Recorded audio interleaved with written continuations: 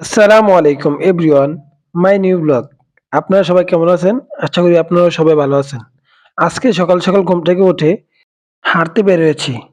তারপর ভাবলাম যে আমাদের গ্রামের কৃষি ক্ষেতগুলো দেখে আসি। তারপর হাঁটতে হাঁটতে চলে আসলাম একটি জমির সামনে। এটি হলো পালং শাক। আসলে সকাল সকাল গ্রামের সৌন্দর্যগুলো উপভোগ করার মজাটাই আলাদা। তারপর আমি হাঁটতে হাঁটতে চলে আসছি আরেকটি জমির সামনে। এগুলো হলো বেগুন ক্ষেত। আজকে আমাদের এদিকে প্রচুর শীত পড়েছে। তারপর হাঁটতে হাঁটতে আমি আবার চলে আসলাম আমাদের বাড়ির দিকে। এটা হলো আমাদের বাড়ির রাস্তা।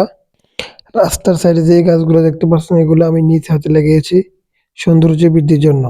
তারপর আমি আবার হাঁটতে হাঁটতে চলে আসছি আমাদের এদিকে। আমি একটা সিম ক্ষেত করেছি, এই ক্ষেতগুলো আপনাদেরকে দেখানোর জন্য। এগুলোর ভিতরে অনেক পানি ছিল, এখন পানি শুকিয়ে গেছে। অনেক কষ্ট করে বস্তার ভিতরে মাটি পুড়িয়ে আমি লাগিয়েছি, তবে চেষ্টা করলে কোনো কিছুই বৃথা হয় না।